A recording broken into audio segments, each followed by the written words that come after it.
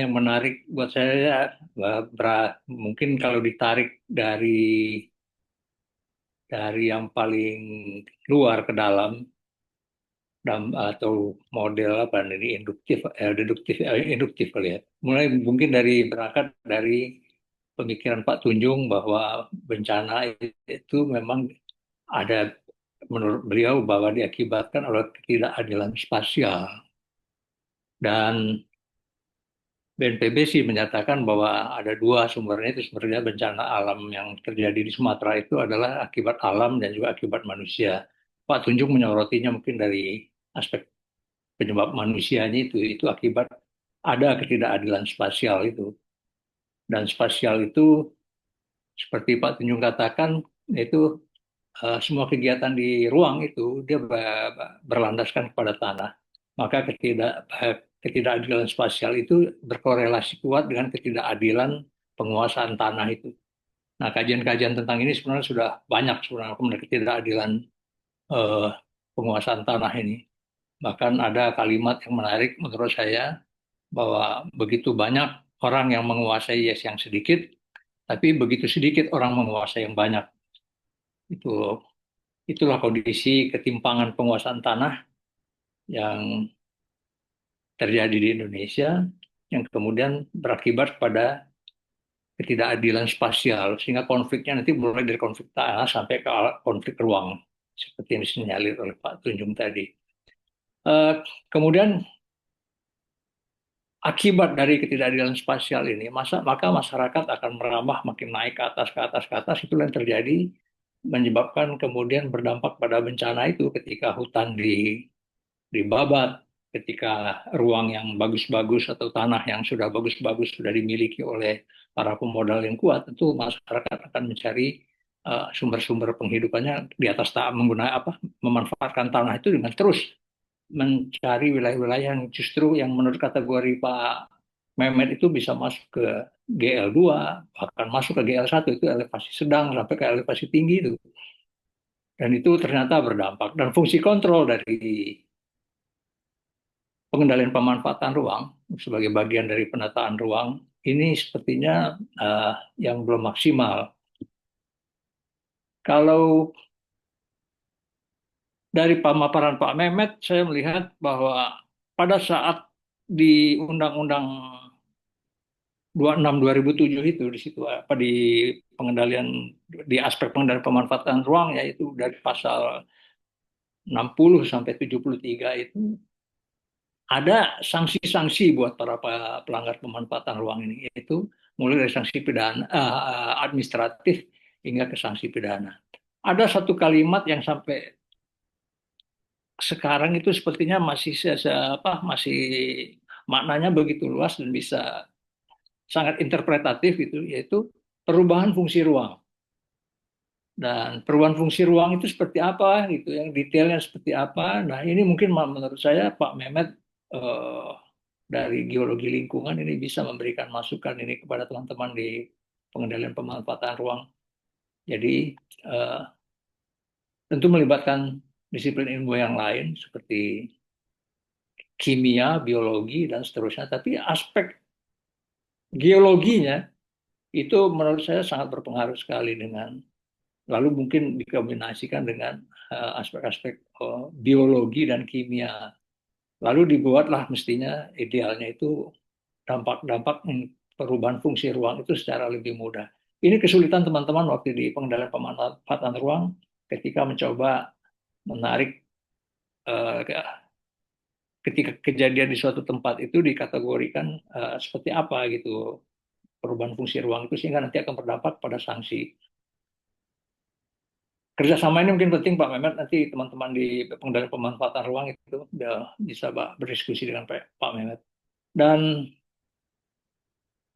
peta-peta yang bisa membawa arah untuk membuat peta risk atau risiko, tidak hanya sebagai membuat peta bencana, tapi juga membuat peta risiko ini sangat berhubungan sekali sangat dengan lapisan-lapisan tanah yang sumber datanya, sumber pengetahuannya ini ada di Pak Mehmet dan teman-temannya ini.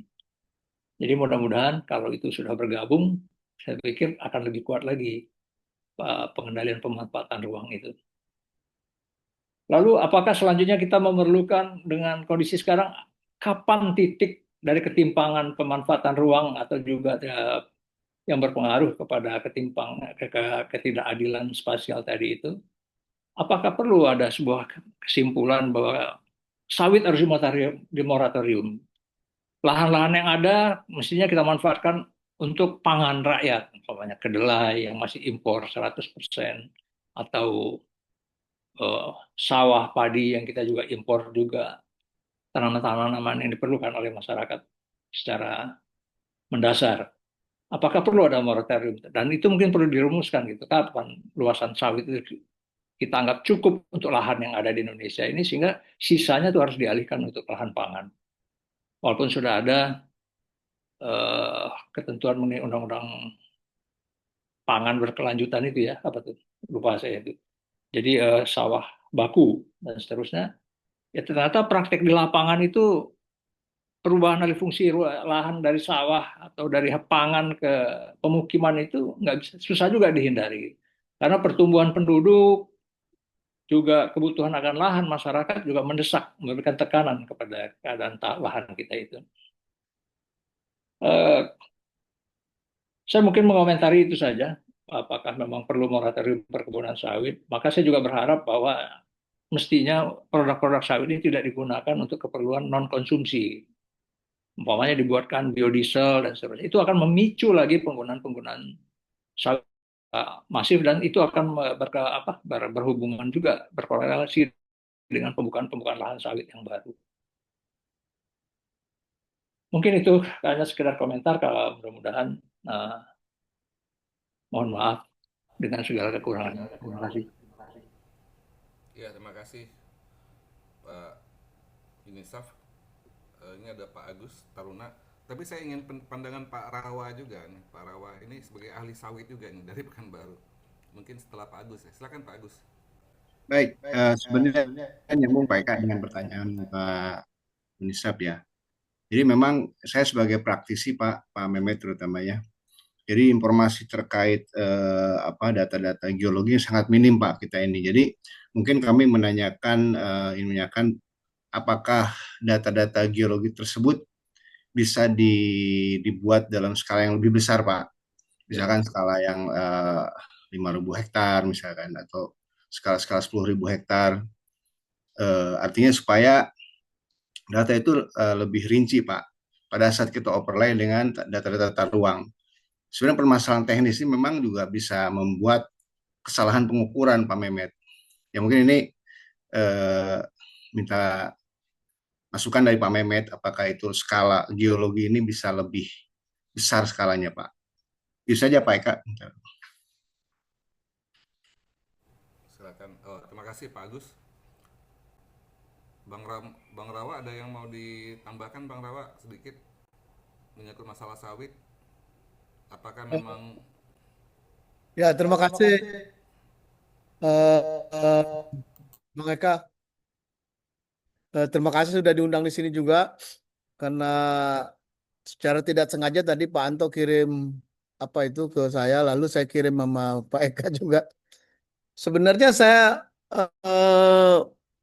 apa namanya melihat sesuatu tidak secara terpisah ya. Eh, kita harus melihat sesuatu itu secara keseluruhan. Yang saya lihat Bapak belum melihat faktor manusia di situ.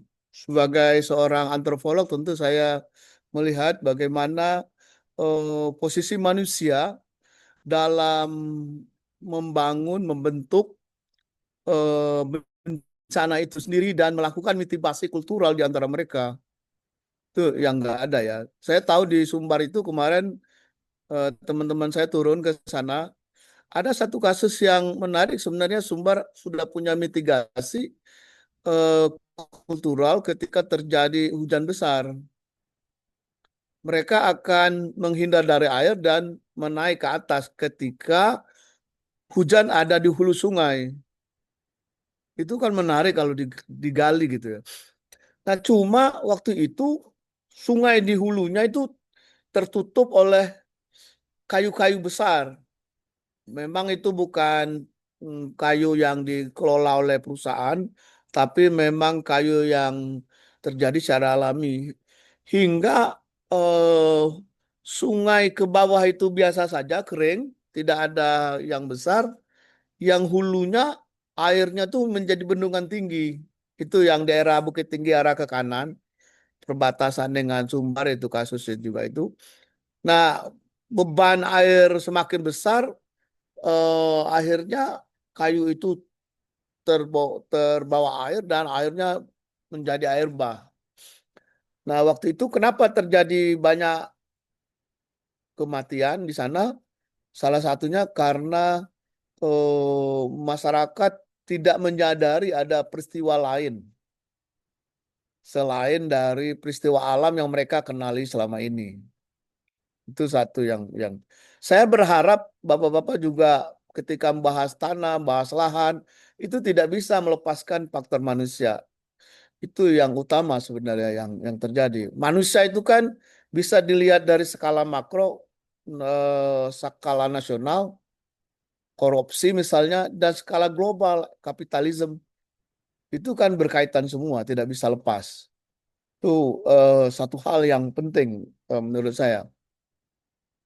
Yang yang yang sekarang orang melihat eh, apa ya bencana di Sumbar dan di Sumatera Utara dan Aceh itu salah satu permasalahannya adalah tentang pengetahuan epistemologi masyarakat tentang apa yang ada di atas lahan itu tidak ada informasi kepada masyarakat.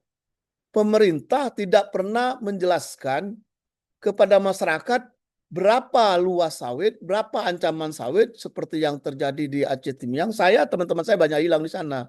Saya pernah riset di sana berapa kali dan saya jadi malu berkomunikasi karena dihubungi mereka nggak ini. Dan maksud saya tidak sampai ke sana.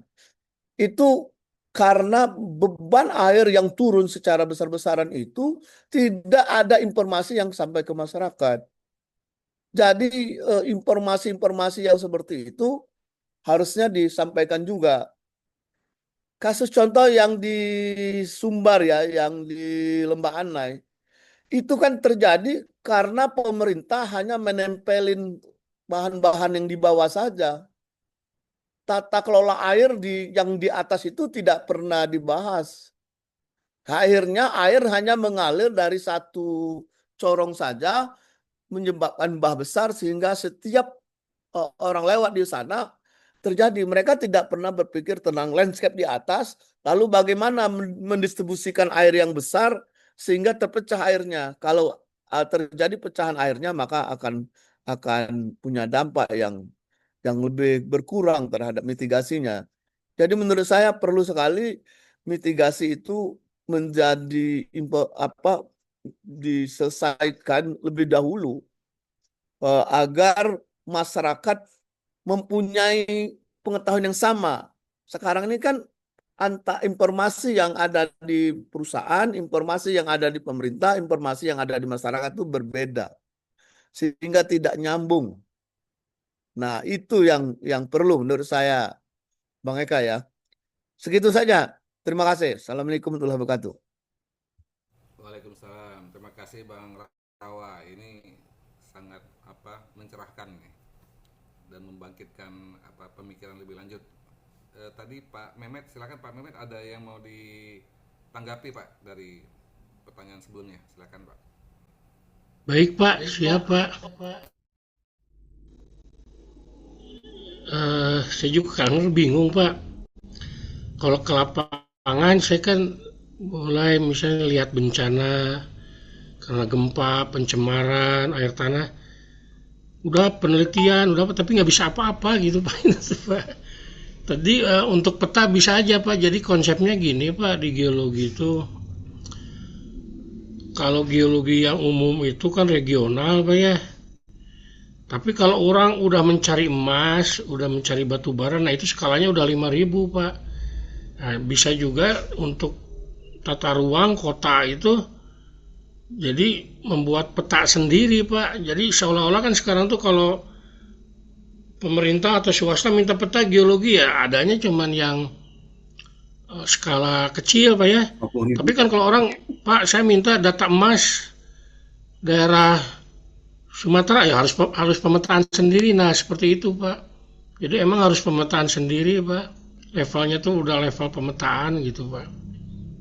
Ya seperti orang bangun jembatan ya buat ngukur sendiri Pak. Orang bangun apalagi misalnya sekarang perumahan sering Pak ya. Disentul bangun sendiri. Yang pasti kan kontur pasti buat sendiri tuh Pak kalau kontur. Tapi ya kadang-kadang geologi dilewat Pak, nggak pernah ini tetap aja konturnya skala 1/5000 untuk pondasi, untuk set plan, untuk disentul Pak. Tapi geologinya dari skala 1/50.000 Pak, biasa gitulah konsultan Pak, sering Pak. Nah gitu. Jadi saya juga ya gimana lagi Pak. Bingung, udah peta bagus-bagus ini tercemar, ini ada plumnya, ada modelingnya, tapi nggak. Cuman kemarin saya rada seneng Pak, saya udah 3 kali, 2 kali, 4 kali lah bareng sama polisi. Kemarin tuh senang kan dulu Pak Eka juga pernah ngundang Pak ya, yang di Maj itu Pak, ingat Pak di Maj Pak, yang Maj Hotel Maj itu sekarang tuh jadi rame tuh Pak di medsos Bandung Pak, sampai sekarang kan berdiri.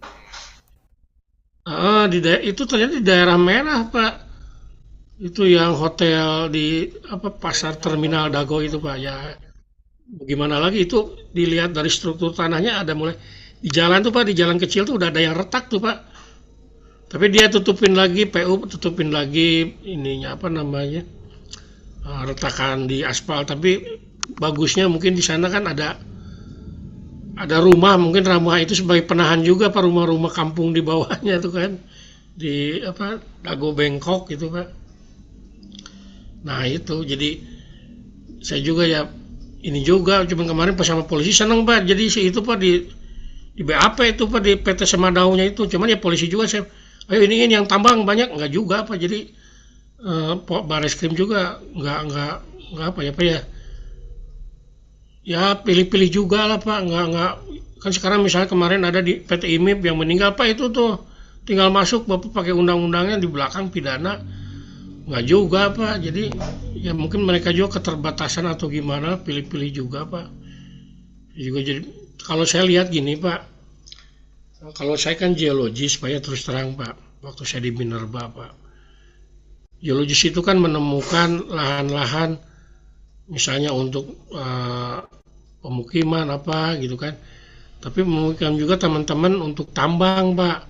Tapi begitu masuk ke orang tambang itu benar-benar dihabisin Pak, emas batu bara. Nah saya udah nggak bisa apa-apa lagi, teman geologis juga nggak bisa. Nah mungkin barangkali begitu Pak, begitu ada data ini set plan masuk ke orang arsitek atau masuk ke orang sipil, langsung dibangun itu Pak sama teman-teman sipil. Begitu nggak coba pikiran Bapak Pak? Saya kan beberapa kali AMDAL Pak, di Eger tuh Pak, di Eger ya arsitek sih bagus Pak, ngebangun arsitek semua ditambah, tapi kan itu mendekati ke hutan Pak Eger tuh Pak. Saya pernah ke sana diajak sama ownernya Pak, ngapain lagi di sana, tapi kan kalau buat Eger itu udah investasi Pak, dia udah nah gitu Pak. Jadi sepertinya ada gap ya antara geologi teman saya yang kerja di tambang ya Pak ya. Dia emang mahjab nambang Pak, udah nggak bisa lagi Pak, mahjabnya keuntungan karena kalau nggak dipecat. Kalau saya geologi lingkungan nggak akan ya Pak ya. Nah begitu misalnya geologi kerja di bagian sipil Pak, bagian sentul ya sama teman-teman arsitek sipil dihabisin Pak itu lahan. Nah gitu, sama juga mungkin seperti orang pertanian kerja di swasta, dia sangat senang Pak. Saudara saya kan ada juga Pak, sampai tinggi lah di agro ini Astra. Dia udah benar-benar Pak, udah benar ininya udah ekspansi Pak ke sawit Pak, karena dia orang pertanian asli Pak, dia ingin untung benar. Nah mungkin itu Pak, jadi mungkin setiap profesi itu harus ada apanya gitu ya Pak ya, gitu mungkin Pak Eka, harus ada penahannya lah gitu tadi, ketidakadilan. Tapi kan ketidakadilan kan ada pembangunan lain Pak, dengan pembangunan misalnya teman-teman sawit ya senang dia yang ngejualin bibit, yang operasi pabrik gitu Pak, udah ke sana Pak, udah keuntungan. Dan udah bilang Pak, saya kebocoran sawit Sawit kita tuh udah berlebih Pak, kalau itu sawit dibagikan ke penduduk, itu bisa gratis katanya Pak. Itu kata kata adik saya Pak. Ya gitu Pak. Terima kasih banyak Pak. Apalagi mungkin Pak. Ini pandangan saya gitu Pak. Baik, terima kasih Pak Mehmet. Ini eh, menyangkut masalah prioritas ya dan penanganan dalam penelitian dan pemetaan rupanya memang nggak jauh-jauh dari apa yang sudah lazimnya gitu ya. Jadi memang melihat daripada apa aspek eh, apa keuntungan juga gitu kurang lebih. Jadi memang seperti itu yang kita tangkap dan memang secara profesi agak susah dihindari ini kalau ada hal seperti itu ya. Eh, Baik, mungkin dari teman-teman yang lain mungkin ada dari Pak Nur, silakan kalau ada yang mau ditambahkan Pak, silakan Pak. Cukup, Pak.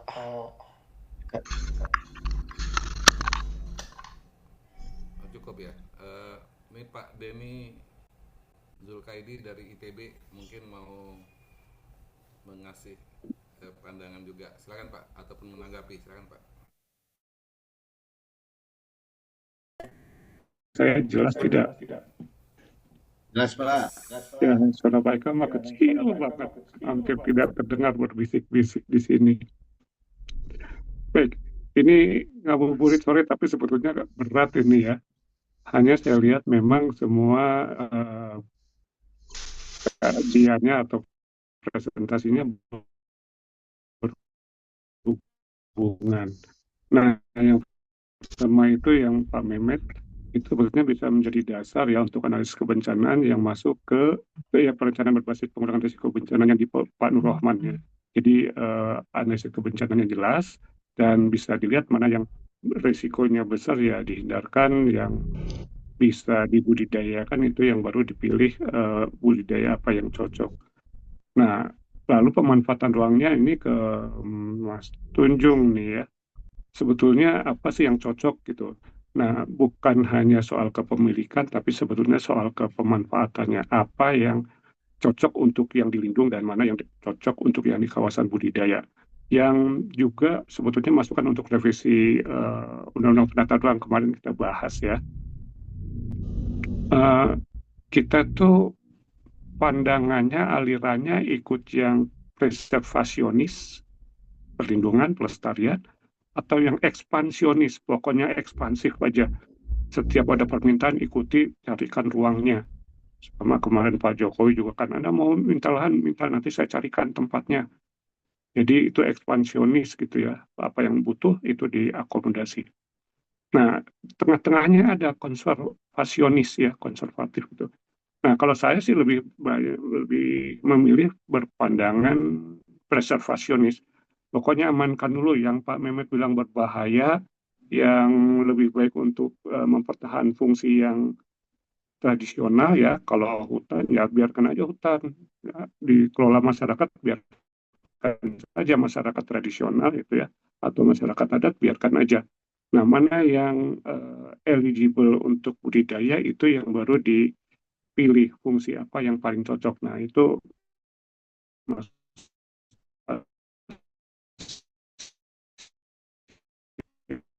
serahkan kepada adat untuk menanganinya.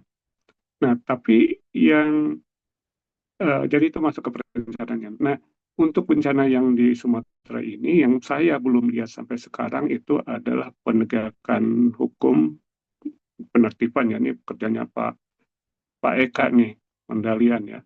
Saya belum lihat tuh ada dari ATR ya, bergerak untuk mengidentifikasi tindak pidana penataan ruang. Ya, perubahan fungsi ada, kerusakan lingkungan ada, kerugian harta benda ada, kehilangan korban jiwa ada. Apalagi yang mesti ditinggalkan ya. Semua bukti, semua menurut undang-undang itu ada semua persyaratannya untuk melakukan pemeriksaan tindak pidana ya, bukan audit lagi langsung tindak pidana itu karena sudah jelas bukti-buktinya. Tapi saya sampai sekarang belum dengar tuh ATR bergerak untuk mengidentifikasi tindak pidana apa saja dan siapa saja ya, itu yang terkait dengan bencana ini. Kemarin saya dengar KLH lingkungan hidup ya kalau nggak salah mengenakan denda berapa 5 triliun gitu ya. Tapi juga kalau didenda terus dendanya masuknya kemana? Ke pemerintah atau kepada korban? Itu juga saya kira mungkin tidak sepadan sih dengan ini, dengan kerusakan alam, korban jiwa, korban harta benda ya yang disebabkan oleh kegiatan mereka, pertambangan maupun perkebunan sawit. Jadi kedepannya ya sekarang sedang ditangani Huntara maupun Huntap, tapi juga tadi ya ternyata di daerah yang termasuk masih bahaya juga gitu ya. Tapi yang kedua itu adalah penegakan hukumnya yang belum terlihat ini. Hilalnya belum kelihatan kayak lebaran tuh ya. Mungkin itu dulu Pak Eka dan kawan-kawan. Terima kasih. Assalamualaikum warahmatullahi wabarakatuh. Waalaikumsalam. Terima kasih Pak Denny. Selanjutnya mungkin silakan kalau ini sambil ini ya kita bikin catatan penutup ini dari Pak Metri, masih ada tambahan nggak Pak Metri? Ada yang mau ditanggapi? Nah itu kerugiannya dari Pak Metri itu tadi udah disebut ya 8 triliun, 18 triliun dan seterusnya. Lalu dikenakan tuntutannya cuma 5 triliun gitu. Harusnya dijumlahkan aja itu yang kerugiannya Pak Metri itu ya. Iya. Iya itu memang saya agak sedikit apa juga ya. Kemarin tanggapan pusat Pak. Jadi kan memang begini, kalau kita perhatikan Prabowo itu menekankan bahwa ini harus ditangani secara berjenjang di tingkat daerah ya, sampai dengan pusat. Ternyata daerah juga pada ngeluh kan, pada nyerah, angkat tangan semua. Termasuk juga Gubernur Aceh itu juga sampai nangis itu. Nah, memang yang agak elegan itu saya lihat di Sumatera Barat ya. Karena ketika dibilang bahwa ini harus diurus oleh daerah, mereka langsung menyiapkan suatu draft ya, rancangan apa-apa saja yang mau disiapkan gitu loh. Kalau semua gubernurnya ya anteng-anteng aja gitu ya. Jadi memang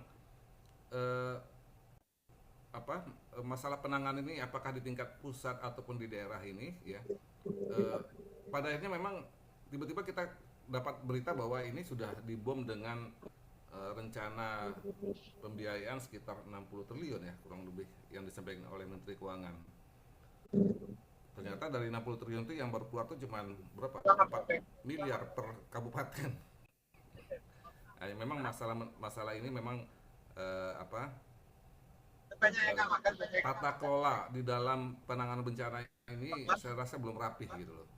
Walaupun sudah dibentuk dengan undang-undang BNPB ya, dan ada BNPB. Nah terakhir memang saya lihat tanggung jawab masalah penyaluran itu harus diserahkan ataupun melalui pos anggaran BNPB.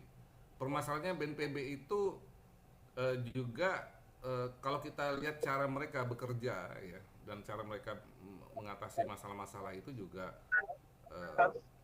terkesan masih amatir gitu loh.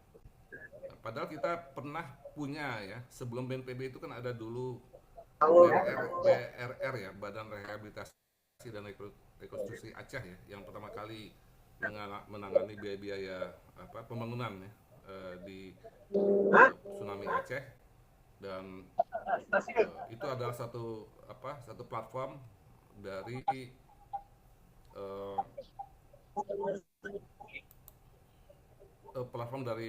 model penanggulangan bencana, tapi ini juga tidak dijadikan pelajaran di BRR. Ini beberapa masalah yang dihadapi dalam penanganan bencana. Kita kurang tahu ya dari rencana yang sudah dibuat oleh Bappenas ya. Saya kira Bappenas itu dia mengumpulkan dari semua instansi untuk rencana rehabilitasi dan rekonstruksi.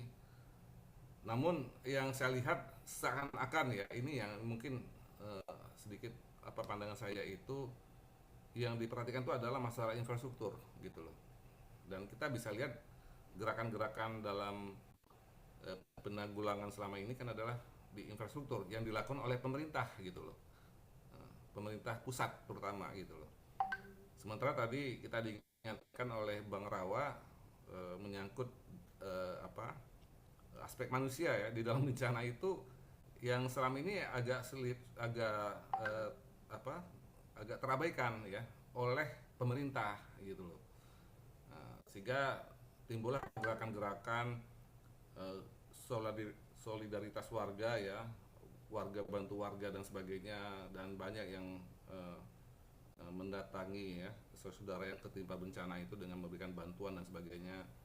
Nah, hal ini walaupun masih sangat minim ya, tapi sudah ada satu usaha lah untuk itu. Dan aspek logistik ini saya lihat juga agak berantakan juga ya kalau itu dikelola oleh BNPB.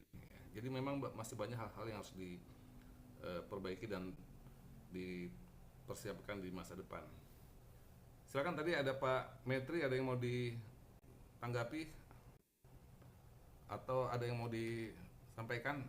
Masuk Pak Tunjung, silakan Pak Tunjung, kalau ada yang tadi ditanggapin betul tuh yang pemikiran Anda itu, silakan. Pak ini dulu deh, Pak Metri. Berikutnya saja. Nah, siapa? Pak Tunjung, silakan Pak Tunjung. Terima kasih Pak Tika. Saya kira cukup Bapak. Terima kasih atas respon teman-teman semua. Semua sangat bermanfaat.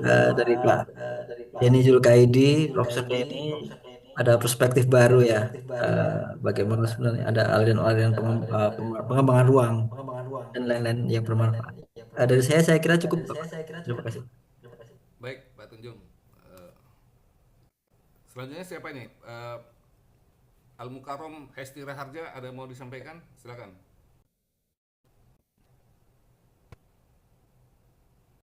Tadi sudah sempat. Belum teman, mohon maaf.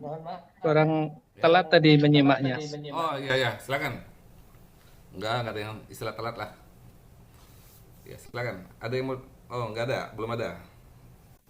Kalau tidak ada, mungkin kita sudah sampai pada sesi terakhir ya. Kurang lebih, nah ini saya melanjutkan sedikit ya, bahwa kelihatannya sekarang begini. Pada 10 tahun yang lalu ya, kami baru memperhatikan 6 jenis bencana alam ya, yaitu bencana tsunami, longsor, gunung api, kemudian banjir. Nah, satu lagi itu kekeringan ya, karena waktu itu mengejala gitu. Tapi memang dalam 10-12 tahun terakhir ini ada bencana-bencana lain yang muncul ya dari bencana alam ini, seperti misalnya angin. Nah, ini angin satu hal yang baru ya. Kemudian hujan yang terlalu lebat ya, hidrometeorologi ya. Dan mungkin ada badai pasang laut ya dan sebagainya ya. Termasuk juga hal yang cukup mengejutkan itu ada satu lagi, likuifaksi. Kemarin sempat kita bahas juga.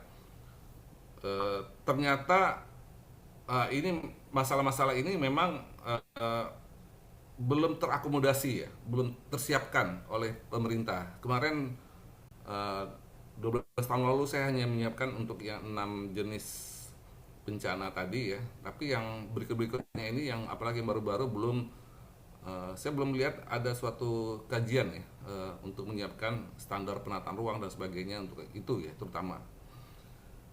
Kemudian hal ini mungkin yang kita harapkan ke depan agar bisa dilengkapi ya. Tadi harapan Pak Denny juga termasuk juga menyangkut masalah aspek penegakan hukum. Memang begini Pak Denny ya, kurang lebih saya menanggapi, saya udah lepas dari penertiban itu udah 8 tahun yang lalu ya, dan lingkungan kita untuk bisa beraksi ya kurang lebih dalam penegakan hukum itu memang terbatas juga dengan budaya-budaya di dalam organisasi gitu loh. Jadi memang kami dulu cukup agresif juga ya untuk melakukan penegakan hukum, tapi kalau memang sampai di atasnya tidak ada dukungan dan sebagainya ya kita agak kesulitan ya, termasuk juga berbagai kebijakan. Tetapi kalau untuk yang sekarang saya kira memang sudah harus menjadi perhatian bahwa harus lebih terbuka ya, dan saya kurang tahu ya, kayaknya aspek penegakan hukum di ATR BPN itu agak kurang pas gitu ya, karena terlalu kurang cocok gitu dengan lingkungannya gitu ya.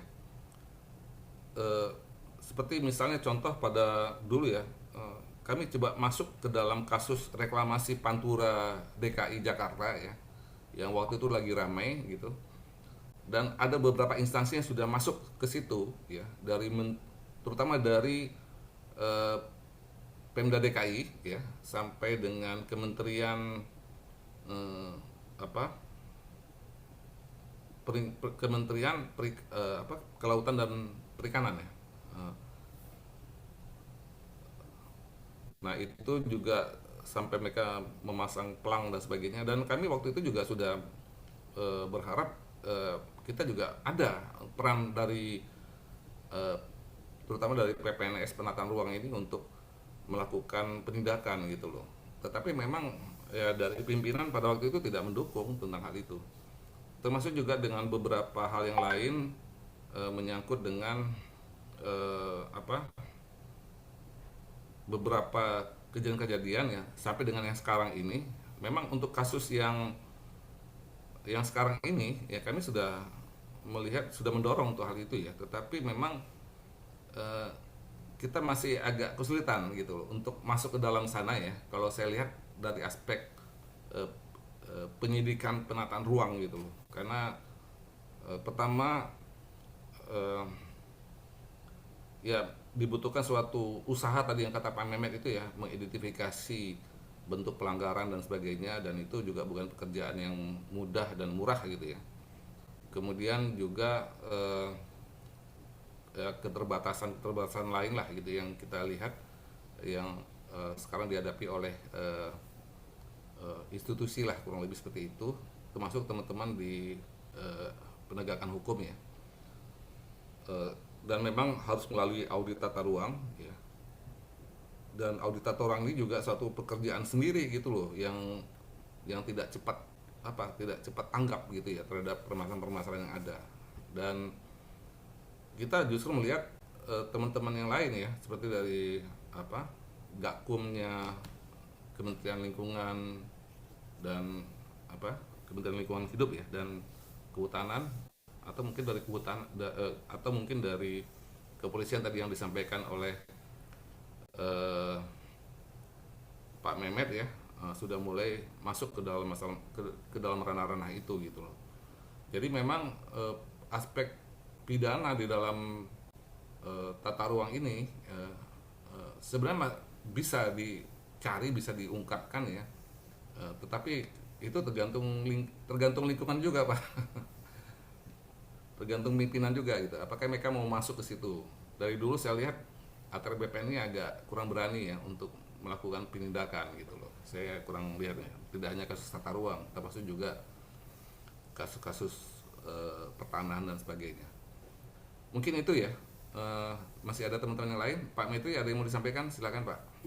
Ya, terima kasih Pak Eka, terima kasih juga Pak Denny Zulkaidi. Ini tadi menyambung yang disampaikan Pak Eka tadi. Saya share ya. Sudah kelihatan Pak? Ya, silakan Pak. Ya, ini kan disampaikan Eka juga tadi terkait struktur pelembagaan percepatan rehabilitasi rekonstruksi pasca bencana. Memang kalau kita lihat sini strukturnya ada pemerintah pusat, Satgas, BNPB, turun ke provinsi, ada Satgas daerah, BPBD provinsi, masuk ke kabupaten dan pemangku kepentingan non pemerintah. Nah, ini kalau kita lihat kasus Sumatera kemarin, itu kan kita lihat ada beberapa yang seperti Ferry Irwandi kan. Nah, dia kan cepat tuh Pak, memberikan bantuan, bahkan ada ide dia keberanian gitu. Jadi kalau pesawat memberi bantuan, bawa lagi ke Jakarta itu bisa membuat cabai dan bisa dijual, ya. Sehingga ekonomi masyarakat kan bisa bergulir. Mungkin ini juga karena kan kalau dana dari pemerintah kan ada yang terbatas ya gitu. Nanti ini kasus-kasus kita seperti ini, pelibatan masyarakat, dunia usaha dan juga tokoh yang peduli pada lingkungan itu diapresiasi. Nah, itu masuk juga jangan sampai kan kemarin sempat rame gitu ya, Mas Irwandi bicara dianggap berlebihan, ada yang dari anggota dewan juga istilahnya begitulah ya, kalau tidak rame di medsos ya. Nah ini mungkin kita sinergikan gitu Pak. Jadi semua potensi itu sinergi sehingga masyarakat itu cepat tertangani, ekonomi juga cepat berjalan, tidak sesuai dengan stagnan apa istilahnya, kalau nunggu dana dari BNPB dan turun lagi kan lama. Jadi mungkin ada upaya di sini kalau lihat dari masyarakat dan juga tokoh-tokoh, bukan orang-orang kaya yang membantu, itu betul-betul disupport gitu. Nah mungkin itu tambahan dari saya Pak. Ya, baik, terima kasih Pak. Jadi memang kinerja dalam penyelenggaraan pemulihan ya pasca bencana ini, dan memang banyak levelnya Pak. Karena saya pernah ngikuti juga sedikit dulu ya. Seperti misalnya kita kenal ada istilahnya tanggap darurat ya. Tanggap darurat itu kan variatif ya, dari 5 hari sampai 2 minggu. Malah yang kemarin di Aceh ini 1 bulan ya, malah diperpanjang sampai 3 bulan dan sebagainya gitu. Jadi masa tanggap darurat ini adalah bagaimana menyelamatkan orang dari dalam kondisi bencana kepada dia mendapatkan suatu lingkungan yang relatif aman. Ternyata ini nggak mudah Pak. Jadi yang seperti yang saya lihat waktu kasus di bencana longsor di Bogor dan di Banten gitu ya, di daerah Lebak itu, ketika masyarakat itu direlokasi ya ke tempat huntara ya, justru mereka mendapatkan bencana berikutnya gitu loh. Bencana berikutnya bisa saja mungkin sanitasi terutama yang paling masalah ya, sanitasi. Kemudian juga ada bencana susulan ya, seperti misalnya banjir lagi gitu ya, ada jadi kejadian banjir dan sebagainya. Dan ini kita lihat juga dalam kasus Aceh dan di Sibolga dan Sumatera Barat yang sampai hari ini saya kira masih belum aman ini kondisi kebencanaannya gitu loh. Nah itu merupakan tanggung jawab Kementerian Sosial ya, masa tanggap darurat itu, dan termasuk juga SAR. Saya kira BNPB sudah mulai masuk ya, termasuk kemarin dikerahkan dari TNI Polri lah gitu untuk membantu dalam masa tanggap darurat sampai mereka mendapatkan huntara. Tapi ternyata huntara ini juga bukan suatu alokasi ruang yang aman gitu loh. Nah, kita mendengar juga berita bahwa ternyata mereka juga masih mendapat bencana susulan ya, walaupun mereka sudah masuk ke dalam tahap pemulihan lah kurang lebih. Nah baru masuk ke tahap berikutnya, rehab rekon ini yang sebenarnya kita lihat BNPB itu berperan cukup besar, malah sekarang menjadi dominan karena mereka yang mengalokasikan seluruh anggaran-anggaran yang ada dari pemerintah kepada daerah sampai kepada di lapangannya lah gitu kurang lebih. Nah kalau daerah sendiri kita lihat tidak punya kemampuan ya, saya kurang tahu ya. Saya kira ini ada beberapa hal yang menyebabkan hal itu. Pertama adalah anggaran anggaran untuk kejadian bencana itu selalu dialokasikan loh di dalam anggaran daerah gitu loh. Ya, kurang lebih sekitar ya paling tidak sekitar 2-5% ya. Itu biasanya diperoleh dari sisa hasil sisa anggaran pembangunan ya, atau kita kenal dulu siap ya. Sekarang apa namanya itu istilahnya itu. Nah, itu disimpan ya dalam bentuk tabungan gitu.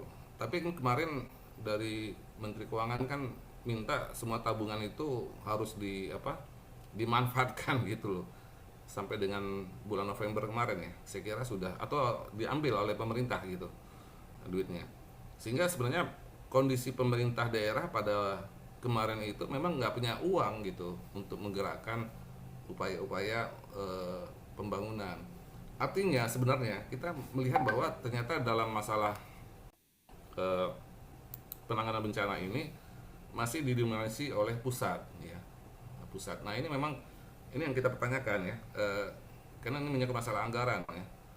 Dengan kata lain sebenarnya kalau memang ada anggaran yang disiapkan ya di daerah gitu ya untuk menanggulangi masalah itu harusnya bisa dimanfaatkan. Itu yang pertama. Yang kedua masalah bentuk bencana yang berbeda-beda. Terakhir ini masalah likuifaksi yang saya agak khawatirkan. Nah, ini mungkin Pak Mehmet nanti ya. Karena kejadian likuifaksi ini terjadi di mana saja ini, termasuk di dulu kita kenal Wasior ya di Papua, kemudian di Palu yang sudah jelas itu yang bergesernya sampai sekarang masih bergeser terus ya. Termasuk juga dengan kondisi di Pulau Jawa ya, Jawa, Sumatera juga ya. Jadi Jawa ini kan beberapa sebulan terakhir ini ya dihantam oleh hujan ya, yang luar biasa dan melunakkan struktur geologi yang ada di bawahnya itu gitu loh. Nah, ini yang saya perkirakan akan menjadi melunakkan dan menjadikan likuifaksi sebagaimana kejadian yang ada di Tegal sampai dengan Semarang ya. Kemudian kita dengar juga ada kasus di Pati dan sebagainya. Nah, ini adalah bencana-bencana lain gitu ya yang terjadi karena ada suatu ya katakanlah misalnya climate change ya atau perubahan iklim yang mengakibatkan hujan yang sangat deras ya, yang melunakkan bumi kita ini ya, sehingga menggeser-geser alam inilah kurang lebih seperti itu. Termasuk juga hal yang sama saya kira juga terjadi di Aceh ya, atau Sumatera pada umumnya itu, karena hantaman air itu juga merubah suatu pola struktur tanah ya, yang ada di bawah ya, terutama juga mungkin sampai geologi ya. Kalau kasus di Wasior itu geologi ya. Saya kira itu ya. Masih ada yang lain teman-teman? Kalau tidak ada kita akan tutup dan kita minta Pak Yunisaf untuk memberikan penutupan. Untuk itu waktu dan kesempatan silakan Pak. Sekalian langsung ditutup. Ya, terima kasih Pak Eka. Terima kasih kepada Pak Mehmet, Pak Nur, Pak Tunjung dan Pak Metri sebagai pemapar hari ini. Begitu juga dengan teman-teman yang hadir. Ucapan terima kasih banyak atas kehadirannya. Maaf dengan segala ketidaksempurnaan keadaan, dari sound, dari sinyal dan seterusnya. Insya Allah ke depan kita akan perbaiki terus dan mudah-mudahan ke depan akan menjadi lebih baik. Terima kasih sekali lagi, sudah sekitar 2 jam 42 menit 45 detik kita berbicara hari ini, diskusi. Sudah hampir jam 4:30 di Indonesia Timur, teman-teman sudah berbuka. Mohon maaf atas segala kehilafannya. Terima kasih atas pertemuannya hari ini. Mudah-mudahan bermanfaat. Assalamualaikum warahmatullahi wabarakatuh. Waalaikumsalam. Waalaikumsalam. Terima kasih Pak Yunisaf dan terima kasih semuanya.